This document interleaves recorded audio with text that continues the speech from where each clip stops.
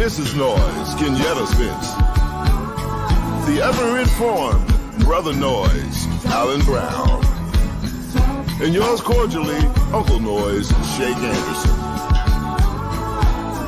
Come on in and join us as we reveal and opine today's most pressing issues. Real truth while having real fun. Talking Noise is in your house right now. So sit back and enjoy Talking Noise.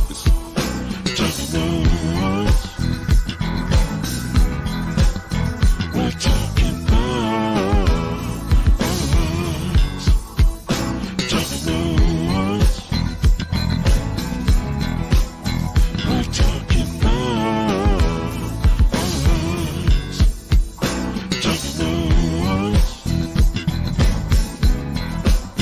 We're talking noise.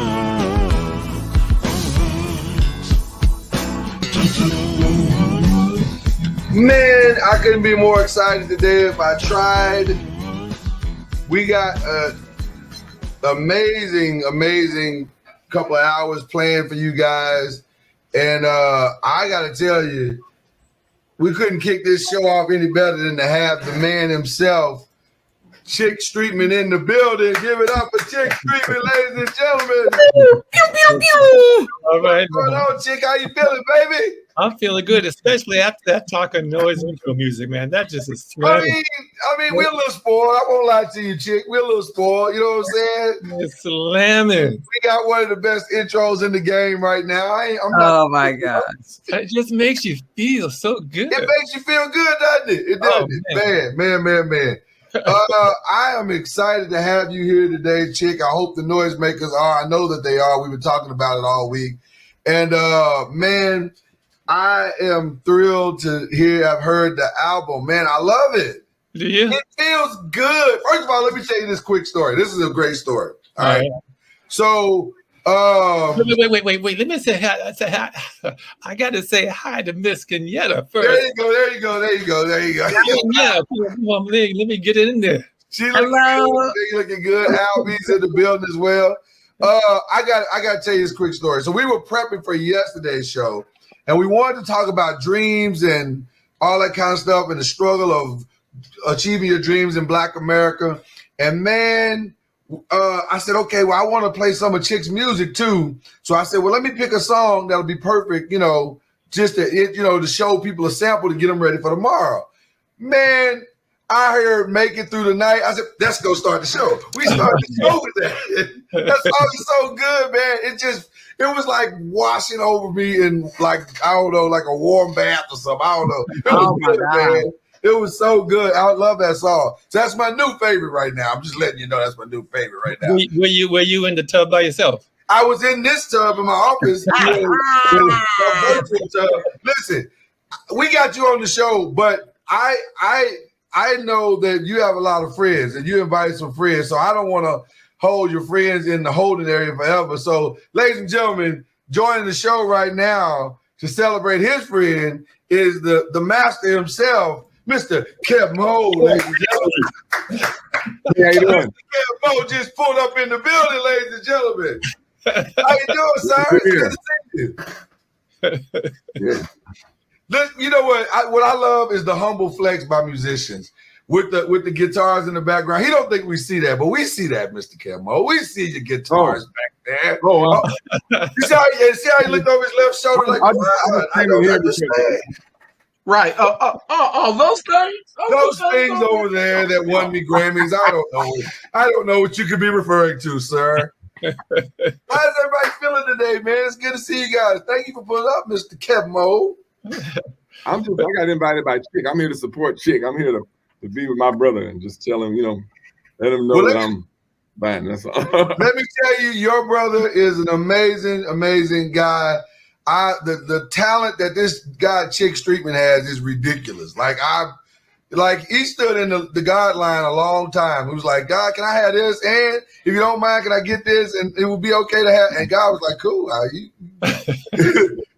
You know what I'm saying? So it is really, really cool, man. I love the project, Chic. But tell everybody what you got going and what this thing is called, and just brag on yourself, man.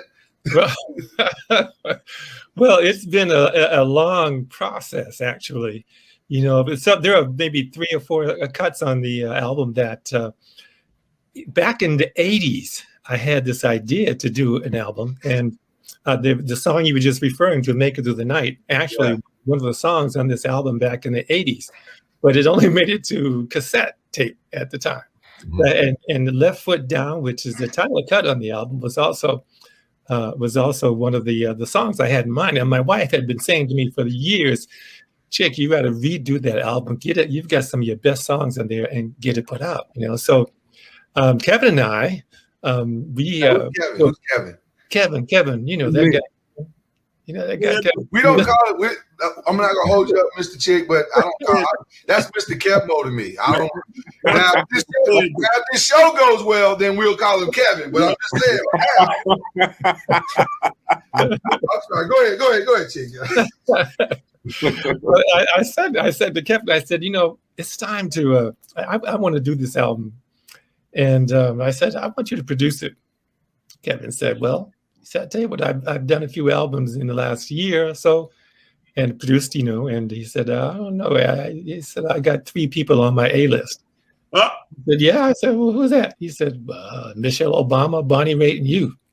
Wow. Said, oh, that's pretty good company. Let's do this. Now, is that because you all eat tofu, or he just really loves you like that? Yeah, Kevin eats tofu too. See, I didn't even know that. But I just knew that. That's a Hollywood insider. Maybe that's the Hollywood. Maybe that's how you get the Grammy, is eating tofu. I don't know. So anyway, we put it together. Kevin said, "Come on down to Nashville, and let's put this thing together." So we did, and then we just held off. I mean, it's been over a year since we put it together, but we held off, because of the pandemic, right? To put it out, and so we're feeling now that's as of today, let's put this thing out there. Wow! So it debuts today. It's dropping wherever you can buy. I don't know what you call them. CD? I mean, albums anymore. Do people call them albums anymore? Or do they just say album? How do we even refer to it anymore? I tell you what they don't call them. He referred to cassettes. They don't call them cassettes anymore. I do know that. It's not cassettes. Hey, right, Chic, can you explain to some of our listeners what a cassette is?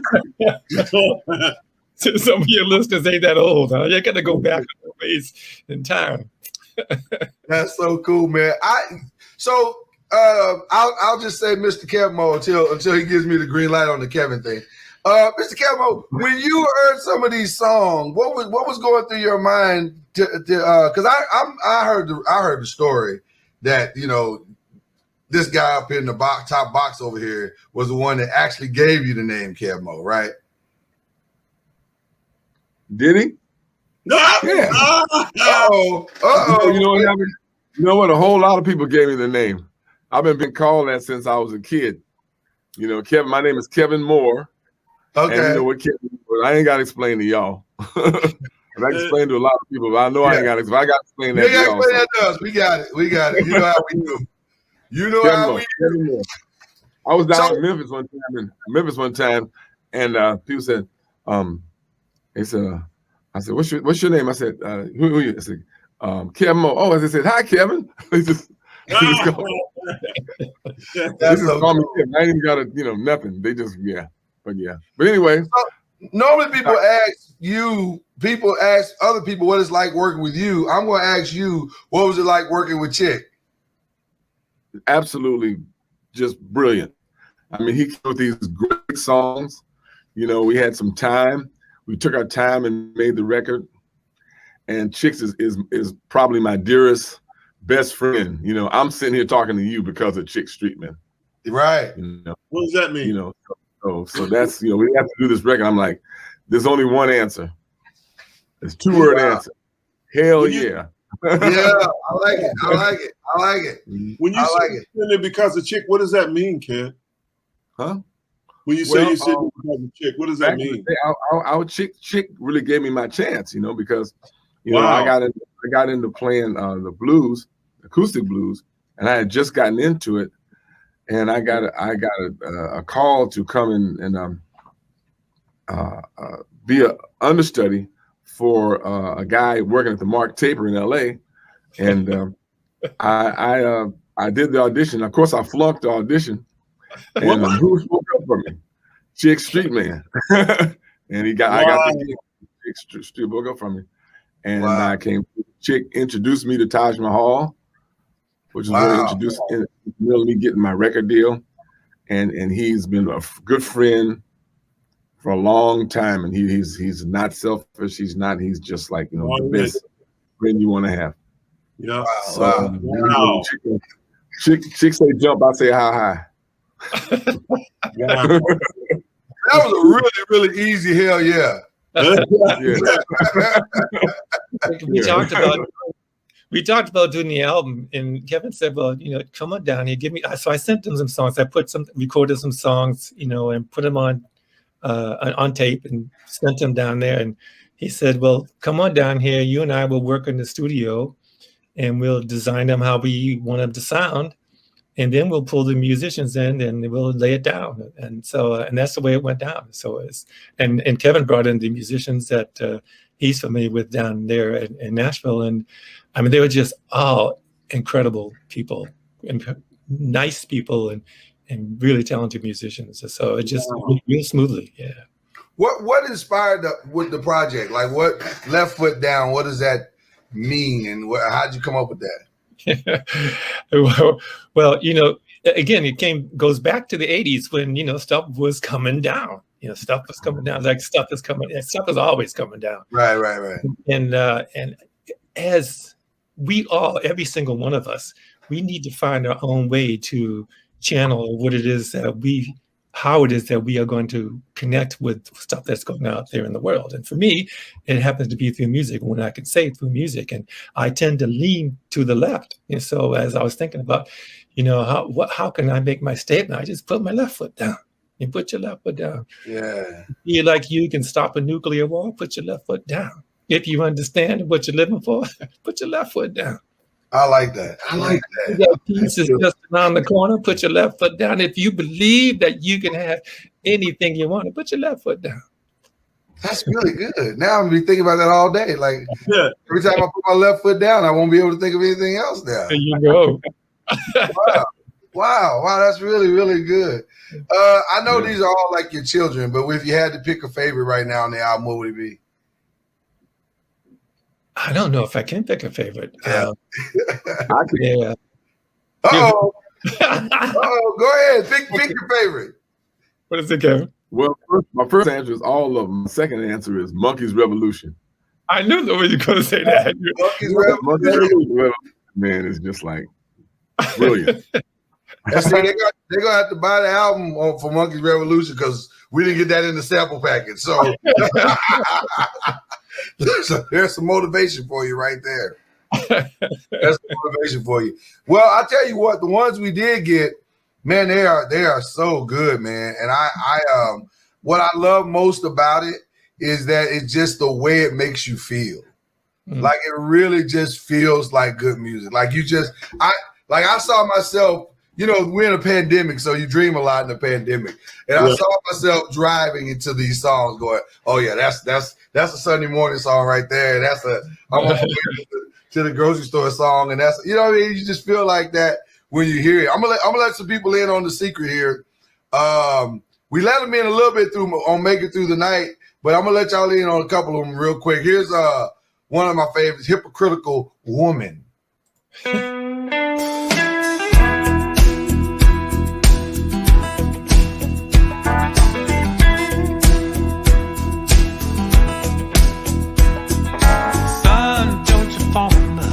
With a woman who steal your shoes.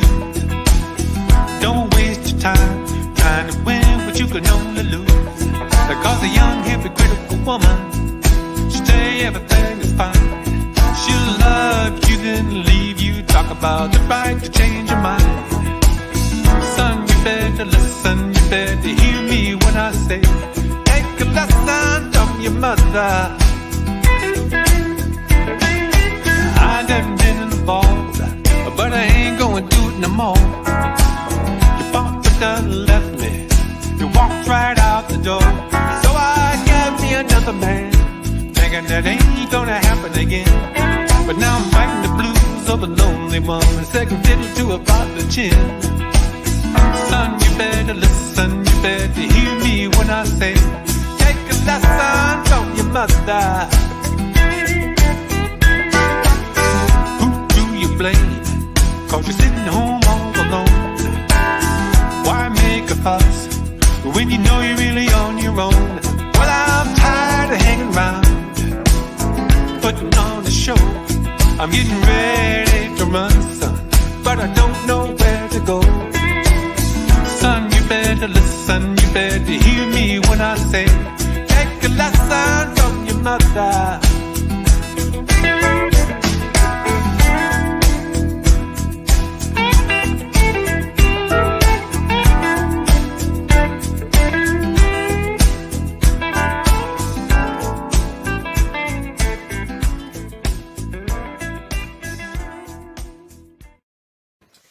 Come on, man. Yeah. Come on, man. Don't mind me. I'm just over here purchasing albums. That's all I'm doing. Don't worry. Don't worry about what I'm doing right now. Here we go. I'm just over here grabbing albums while I still can. There you go. Yeah, so I guess I should let you know that to access all this stuff, you just go to Streetman .hearnow, HEAR. Okay. .com, chickstreetman.hearnow.com, and all that stuff is there. Yeah, there it is. Chickstreetman.hearnow.com. Okay. Did I get that right? Yep. Let's see what the. There's no ad symbol. No, it's a website, right? Yeah. Yeah. Does that look right? I feel like that's not right, but I don't know. That's right. I'm on it right now. Okay, cool. All right. Chickstreetman.hearnow.com. We got it. All right. All cool. 12 songs is on there. Mm-hmm. Man. And that song, Monkey, let's go back to Monkey's Revolution for a minute, because that song, sometimes, I don't know, with Shake, and how music and lyrics come to you when you write. People ask me sometimes, how do you write songs? How does that come to you?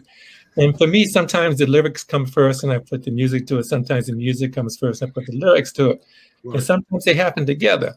You know, and with that song, The Monkeys Revolution, which was Kevin's favorite on the album, I got the first 3 verses and I could not go any further with it. I just could not come up with anything. So I put it away. About 2 or 3 months later, I picked it up again and I got the next 3 verses. So, all right, cool. And I couldn't get get any further. So I put it away again. It took me a year to write that song, you know, but when it was finally done, every single word came out just the way I wanted it to sound. So it's really cool. As opposed to Make It Through the Night, the song you talked about at the beginning. And I should explain that because where that song came from also was in the 80s. Now, I used to have my own school of performing arts back in Santa Barbara, California. And one day, one of my students walked into my office and she came in with about 110 black and white glossy photographs of battered and abused women. And she said, we're working on a video presentation for this, and I wonder if you could do the music for it. I said, wow, I'd be honored. And so she left about 20 of them with me, and I plastered them all around my office wall, and I just sat with them for the week because I wanted to come up with the right feeling for them. And the feeling I came up with is I just wanted to put them all in my arms and rock them like you would a baby, just to let them know it's going to be all right. And that's where the idea for this song came from, Make It Through the Night. And that song, the words came out within 2 hours, and the song was done. You know, unlike, you know, Monkeys Revolution, which took a year, but they both came out just the way I wanted them to sound. Wow. Yeah. We should hear that now, then. We should hear a little bit of that now. Okay. Let's hear a little bit of that. This is Make It Through the Night, y'all.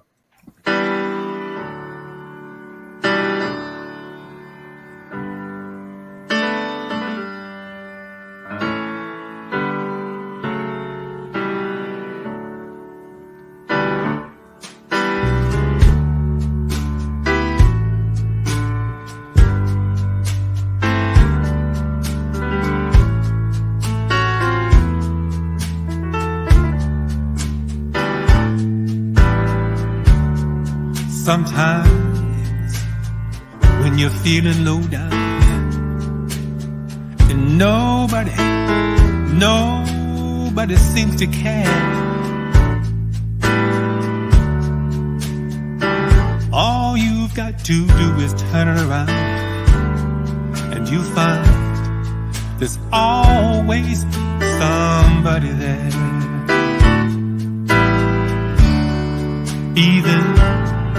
Even in your darkest hour, when nothing is going right, believe in yourself just one more time, and you find it'll help you make it through the night. It's gonna be all right, really all right, 'cause you can make it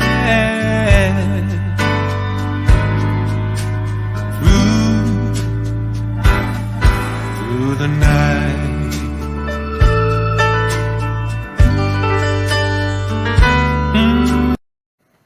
Man, that just feels so good. Feels that way to me too, man. It just feels so good. Like when I hear that song, it's like I want, you know what? That's an Uncorked Wine song.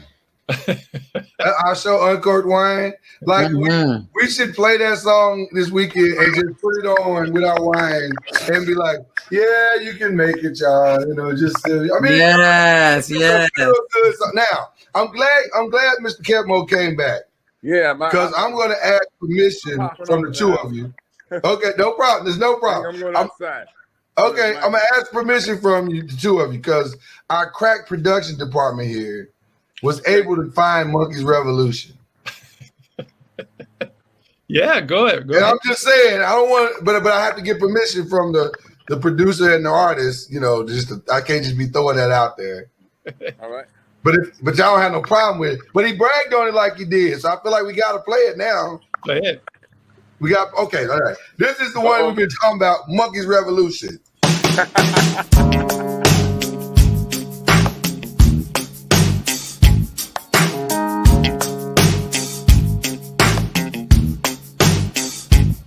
Have you heard about the revolution?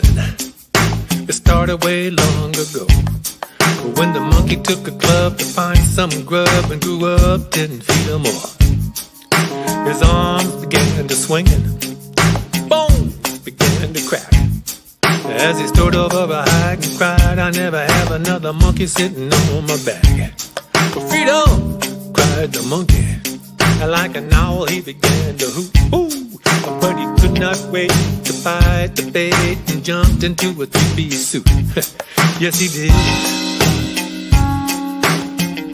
But let me tell you the meaning of it all. 'Cause in an hour he did build a nation, and everything and everybody he owned. But when all was right and wrapped up tight, something started going wrong. From out of the hills there came a rumbling, led by a mighty man. By his side many rivers wide were the people from around the land. For freedom, cried the people, said we're here, we're gonna make a stand. But the monkey said nothing, if you wanna play rough, just take it if you think you can. Don't you know that monkey came down with thunder? It was rain and dynamite. Nobody knew what a monkey would do just to prove a monkey right.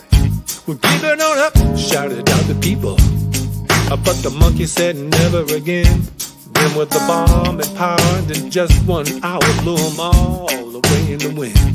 Okay, now wait just a doggone minute. First of all, why was that in the original package? That's the number one question I have, sir. Goodness great. You know what? That song is so needed right now. Yeah. We need that song right now. Yeah. Play it on every radio station in the country. You, Mr. Kebmo, you were right when you said what you said when you said it. Yeah, when you said it. I have to go. It's so loud out here. We totally understand, and thank you for coming. But you was right when you said what you said. That monkey's revelation, that's something. That's a song. All of it's good, but that's we need that one, right? We need them marching down the street with that one. That is so. Now, how you said that took you? Why that would take you a year to write that though? That's an intricate song with a lot of meaning and detailed and entendre, and that ain't a quick write. That ain't when you just pop out like overnight. Yeah, you got to put some real thought and love and care into that one, and then maybe the circumstances had to be right for you to put that one out too. And Kevin also helped me design it so that I was able to say what I wanted to say the way I wanted to say it. Yeah, and so I mean, it's That's a good one right there, man. How is that? I like it. Mama NOIZ, Al, what y'all think about all that? I think was Kevin saying something just now? He's talking to somebody else. Okay, I'll see y'all later. I gotta go. all right. Thank Talk to you. Appreciate you. Chick. Bye-bye. All right, bro. All right. Man, you know what, man? I love him, but you know real quick, man, Chick. Make it through the night. Man, I got hung up on the to me, the hope of that song is in one chord. Is it in E flat? Is that what kids in? You can make it. I can't remember. I think it's in E flat.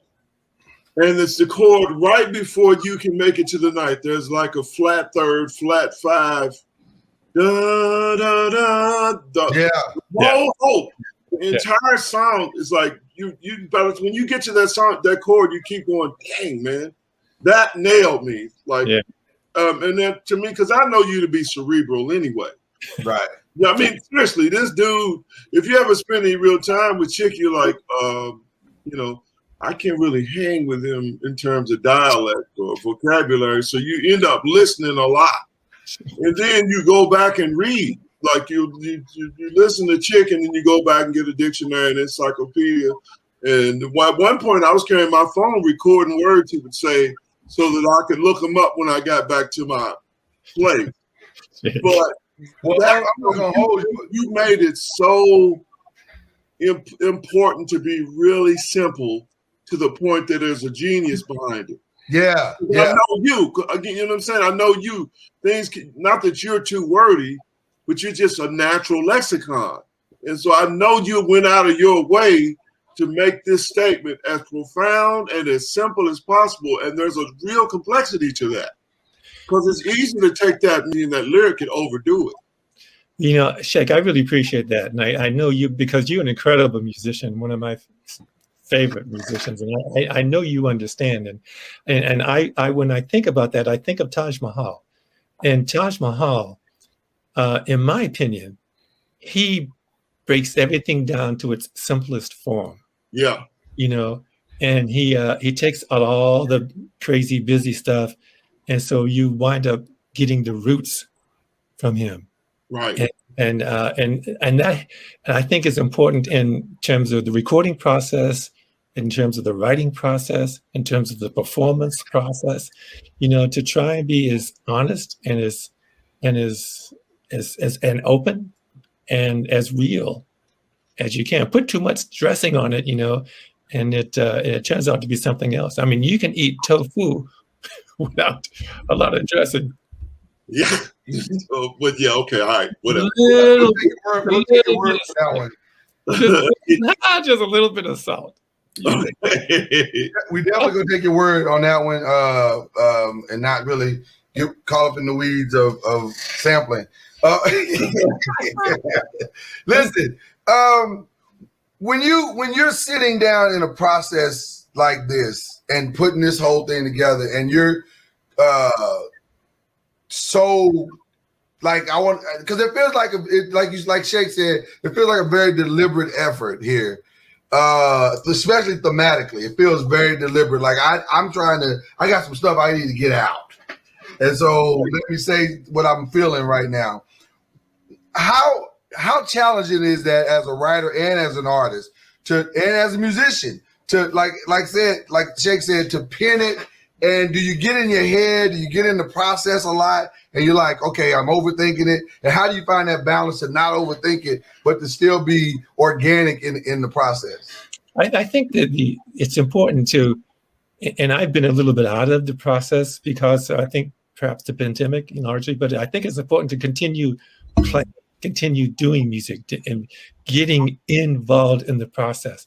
It's like anything else. If you're shooting hoops, and you know you can be doing it every single day, but if you take like Clay Thompson, for example, right now, and even you know, I mean, he's out of it, so he has to build back up. He has to get back into that energy, into that flow, into that rhythm, to get his stuff down, which he will. I'm sure he will. But I think it's the same way with music, and it's if you disconnect yourself from it for a while, it takes a while. My wife, being a classical violinist, she talks about this all the time. You know, that playing violin is. In order to stay good, you got to be playing all the time. You know, you can pick it back up, but you can lose it. So I think it's important to just get back into the process of being with the music. Chick, I want to just a little bit put you on the spot. Mm-hmm. Okay, so here's the question, but I think you'll know exactly where I'm going. How old are you? 16. Okay. Well. There you go. There you go. Now that killed that then, so never mind. I'm 74. Hilarious. 74. Oh, wow. No, listen, 74. And this record, how long did it take you to do it? If you had to surmise how many years, and you wrote these songs, some of these songs back in the 80s. We had some of these songs back in the 80s. And you just recorded them, right? You just released it, right? As a matter of fact, Hypocritical Woman, the one that we played earlier, the song was written back in the 70s. That was on my very first record release, which was in France back in 1973. Oh, wow. Wow. So you don't want to listen to that version.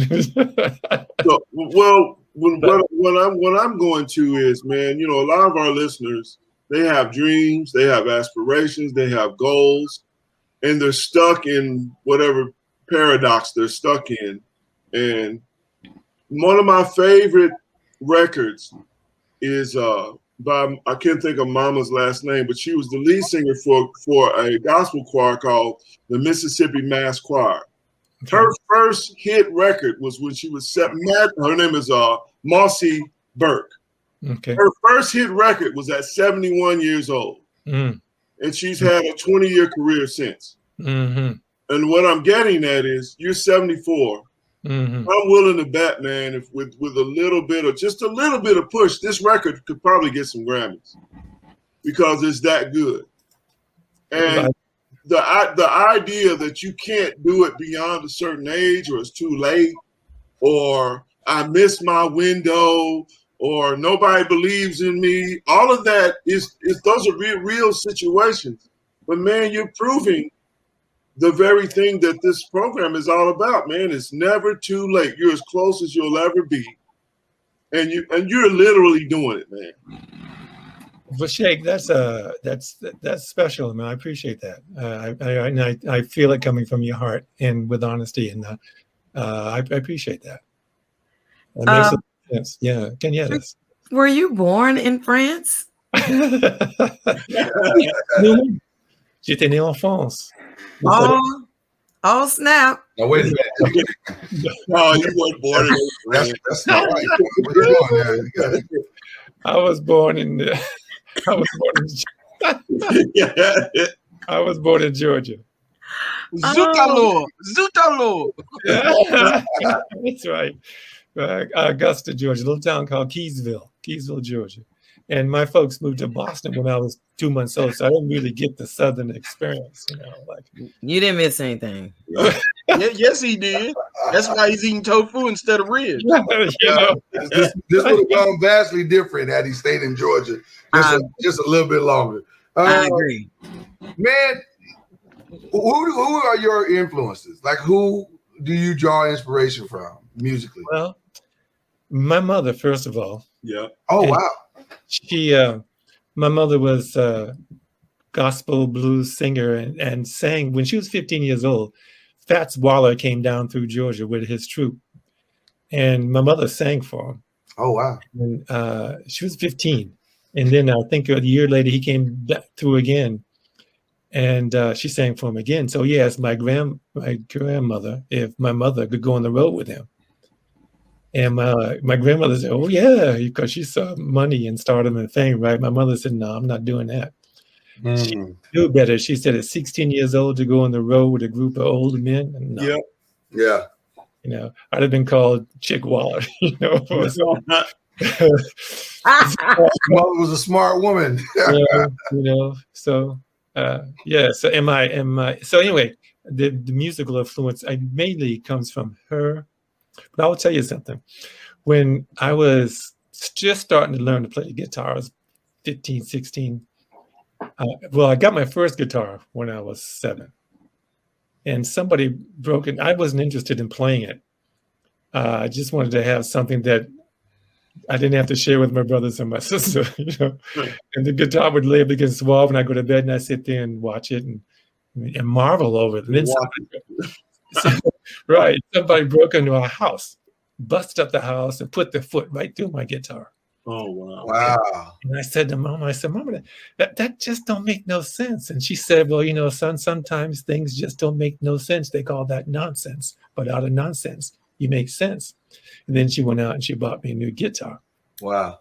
And it's kind of like the lead into the first song on the album, which is called Fly Away. And my son, Julian, actually has a little rap part with me on that song, Fly Away. But then as I continue to move forward with my music, my great grandmother, and she played bottleneck blues guitar. And I said to my mother one day, I said, "Mommy, I just want to play the blues." Because they would put my mother and my father, they would play, B.B. King and John Lee Hooker and Muddy Waters all the time. So that's what I grew up listening to all the time. And she said to me, she said, "Son, you can't sing the blues." Oh, Mom, and it was crushing, it crushed me. But it was so good for me because I knew that I was not raised in Georgia when you could only drink from certain water fountains. And I didn't have the experience. I didn't have the experience that my great grandmother had, my mother had, my father had. I was raised in Boston. I went to college, I had a whole different experience. I said, okay, my music that comes out of me is going to have to reflect my experience.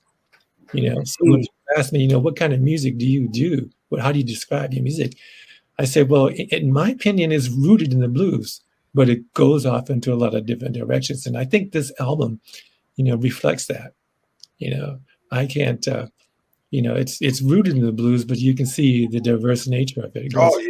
Which is me, Yeah. Well, and I know that in the music world, it's important to sort of put your music in a category, so you can in a box, so people can market it, promote it, right? I understand that, which was probably why I'm still trying to get to that next level, because my music, I'm not going to go into no box. I got to be me, I've got to be me.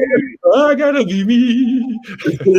I like the box. It's a nice box. I can definitely hear that all of those influence that you're talking about, the gospel and the blues and the infusion of those and marriages of that, and even some jazz and some all of the things that you hear your experiences in the music, and that's very, very cool and difficult to do, because a lot of people are, like you said, it's so easy to lean towards what's commercial and to not be authentic, but you chose not to do that, which I think is very cool. Mom sounds like she was a very cool lady.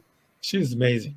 She was just very special. Yeah. Yeah, and my younger brother, he gets that stage performance from her too. My older brother also sings, so my sister, she didn't go there, but the boys in the family, we all, got some music in us. How many boys is it? 3 of us, 3 boys. And so will we be getting a Streetman trio album, or what are we? We are so different, all 3 of us. I don't think that's going to happen. I was going to say that's what made the album good. You can get all 3 styles, Let's go after. That's very, very cool, man. I think I sent you, Lloyd. I think I sent you the song "Leaving This Mess Behind." You did. Okay, because I want to talk about that one just briefly. That was influenced by my great grandmother. Oh wow, okay.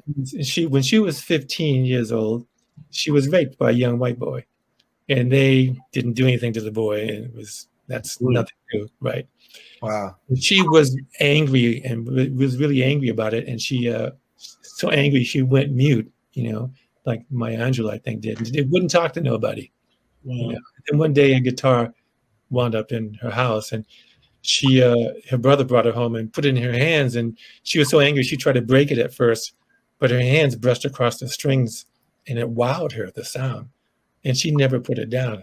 And she never recorded or anything like that, but she would sit on her front porch down there, and transients, or we called them hobos back in them days, would come by, and children would come by, and she'd play for them, put out a hat, and they bought pennies into the hat and so forth. But she was really, really good. And through the years, through my grandmother and my mother, the story got passed down that she always used to say, "My feet get so tired, I ain't got no time to rest." And I thought about that. And I said, this needs to go into a song, and to commemorate her. And so that's what this song left, "Leaving This Mess Behind." Well, let's play it. Right. Hang on 1 second, because that was the one song on the album that I was going to inquire about. And then, because if you look at the playlist, it's the longest song on the album. Of the 12 songs, it's the longest, almost by a minute. So I was going to inquire, tell me the story behind "Leaving the Mess Behind." So look at us. We made it there, and I didn't even have to ask the question. All right, Alan. Well, let's hear a little bit of it. "Leaving This Mess Behind." This is Chic, Streetman.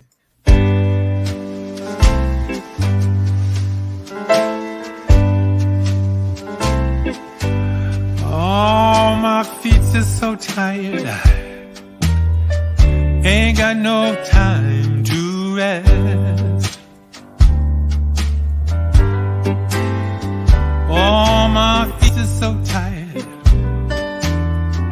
Ain't got no time to rest. Oh, I can't be hunting around for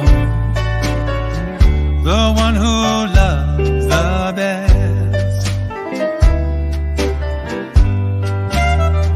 Hey,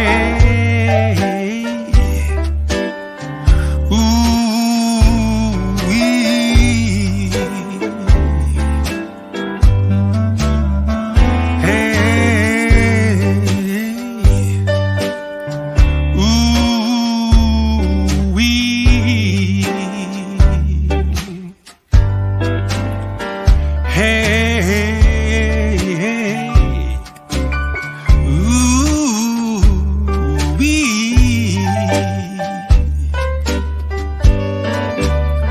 I didn't have the blues so long I can't tell up from down. I didn't have the blues so long I can't tell up from down. I can't trust nobody who been hanging around.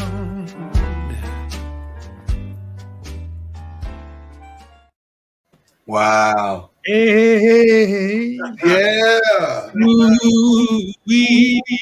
Now I gotta tell you, while you were doing all, we were playing that, I saw this lovely couple in the background grooving to your jams, my brother. This is the lovely Gay and Katie Hendricks joining us to the show. It's so lovely to have music and deep rhythm, because that's so central to life. It is. It really is. It really is. I'll introduce you guys, Gay, Chic, or Chick, Gay, hey, Katie. Everybody. This is a really special show because we got a lot of wonderful people here today. And we're glad to have each and every one of you. Chick, again, let everybody know where they can get it. They can get it at chickstreetman.hearnow.com. Yeah, but it's H-E-A-R. H-E-A-R, okay. Yes. Maybe that's why you couldn't get there, because I went right straight to it with the H-E-A-R. All right, here now. There we go. Now we got it. Oh my gosh. There you go. There you go. There you go. All right. So the album is called Left Foot Down. And it is, and I'm telling you, I'm going to be putting my left foot down for the rest of the day. And then Right. Yeah. Hey. You know, it's just what you know. So please go grab it, and it debuts today. It debuts today. You can get it right now. I already got Right now. Yeah. Right now. Right now. I haven't posted it yet, so I haven't even posted it yet. So, Oh, wow. but it just got opened up this morning. So, Well, listen, I mean, you know, our crack research department likes to get in and grab stuff early. So yeah, that's good. I appreciate it. That's what we do. Crack. Hey, Katie, how are you doing today? Oh, fantastic. Thanks for asking. Yeah. Really great. I just came back from the gym, so I'm fully pumped for So the you're day. ready to go. You're really ready to go. Wow. Okay. I got to tell you right off the top, Gay and Katie, you guys have become a fixture in my home. Like your books now are like our go-tos. Like Oh. we had probably a 2.5 hour discussion. Now we did it differently this time. So this time we both read the book separately. And then we came back together, and my wife said, I need to have a microscopic truth moment with you. I was like, okay, well. And so we sat down and we talked, and we had it was a beautiful, beautiful conversation. But I'm gonna tell you something. I have to make a public apology to you guys. I really do. Because for the last couple of weeks, we've been promoting the book like it's a couples book. Like, you know, couples need to read it. And that is not true at all. It is a book that every human being needs to read. Yeah. I couldn't agree more. Yeah. And now couples will benefit tremendously from it. And if you want to be a couple at some point in your life, then you will benefit from it. But just on a human level, you need to read Conscious Loving. It is, I would dare say, and this is not hyperbole, it's kind of critical. It's kind of critical to your development as a human. Well, thank you. Oh, Because that's so lovely to hear. Well, because you guys are bringing out stuff in this book that people don't understand. Now, I'm going to let you know a little secret. There are actually 3 psychology people in our boxes here. The 2 of you and that guy over there, the pride of UC Santa Cruz right there. Yeah. All right. Oh, So we got a lot of brain power going on in this thing today. But tell people, how did you guys come up with this concept of conscious loving? All right. This goes back 41 years now. We are just celebrating coming into our 42nd year of being together this year. Wow. Yeah, thank you. And we, one of the things that we noticed right away is that hardly anybody knew how to have a successful relationship. We certainly didn't see that when we were growing up. It's not taught in school. And we thought, since we haven't seen it, let's see if we can make up something that really allows both people to experience connection and an expression of who they are, but doesn't deal with compromise, doesn't rely on blame and adrenaline. And so we talked a lot and we experimented. So everything that's in Conscious Loving is a result of the learning that we created out of that initial wondering. There are about 3 main ways people screw up relationships. And we had done all of them in our teens and 20s. Yeah. And I always say my relationships in my teens and 20s was kind of like the trajectory of the Titanic. They would start out with great fanfare and then hit an iceberg. And it took about 15 years for me to figure out where the iceberg actually lived, because I thought it was over there somewhere, but I realized I was my own iceberg waiting to happen because I just had a lot of resistance at the time to letting somebody be close to me. And so anyway, we figured out that there were these 3 or 4 main things that people do. Number one, often people screw up relationships by stonewalling, not telling the truth. When somebody says, is something going on with you? Oh, no, nothing. I'm fine. Are you sure? Because no, I'm fine. Okay. Has anybody ever had a conversation like that? Yes, I think 99% of humanity has. Yeah.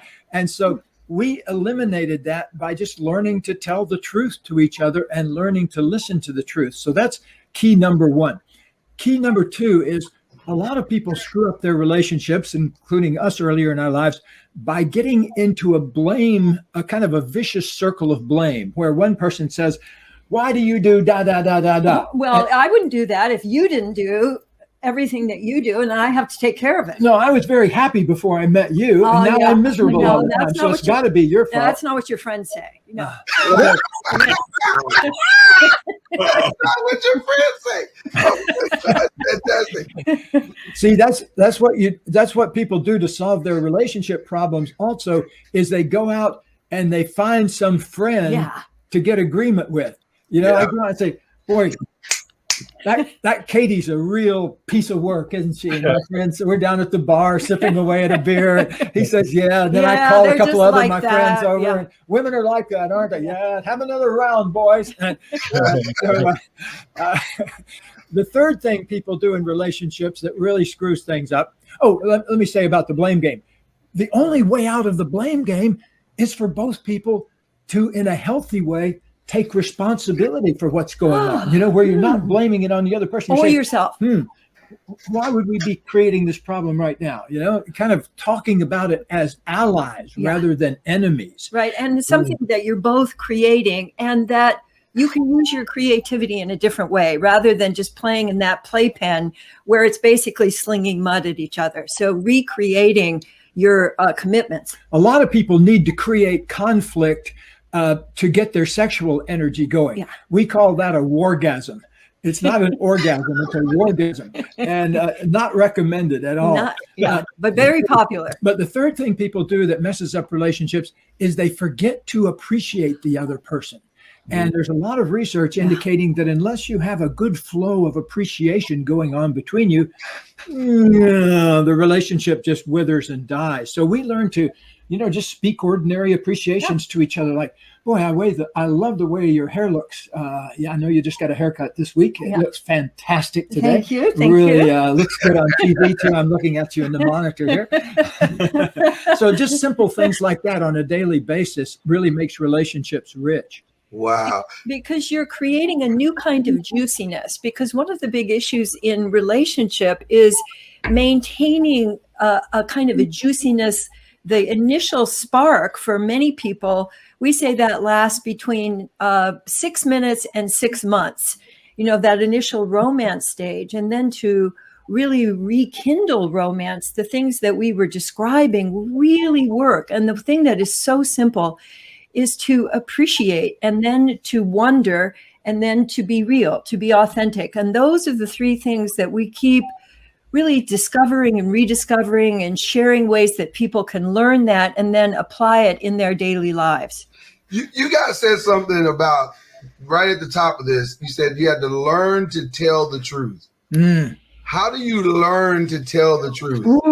You start with simple things, like check inside right now, everybody that's listening and watching, and just check something simple.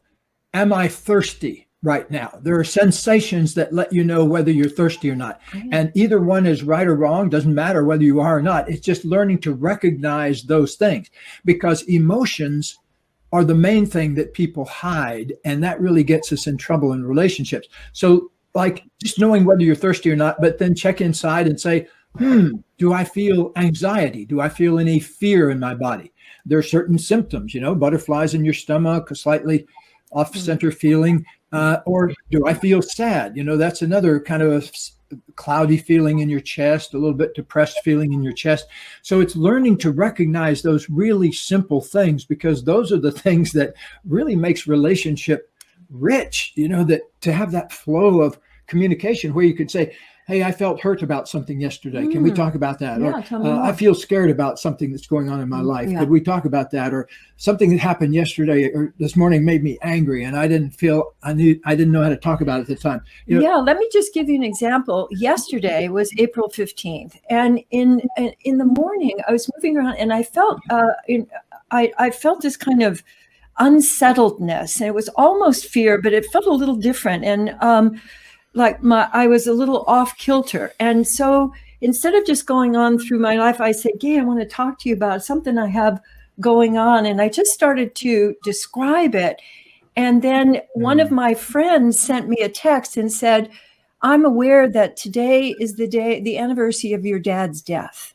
And I had forgotten that. And then the moment I experienced this, of course. And then I got to share with Gay, and we both had tears and, appreciating my dad had such a good death, and we were both there. And that on the anniversaries, those kinds of feelings often come up. But without I our could knowing it, I could have gone on through the day, and I'm sure it would have kind of sabotaged something, because it was an unexpressed experience. I have to stop you, because you don't know what you just did. And it seems to happen a lot, the two of you on our show. But yesterday was my wife's father's birthday, and he just passed back in October. And so we were going through a lot of that the last couple of days. And so same exact thing. She's walking around the house, and there's this weird energy, and I'm like, what's going on? Why are you so you just don't seem like you're yourself. She said, no, I'll be fine. I'm like, no, you're not fine. I know when you're fine, you're not fine. And she finally revealed that truth. And one of the things that I was reiterated in that moment is how difficult it is to tell the truth through your painful experience. Yeah. And so can you guys talk about that a little bit? I'm sorry I had to take my hat off. Like, oh my God, I can't believe you just said that. That was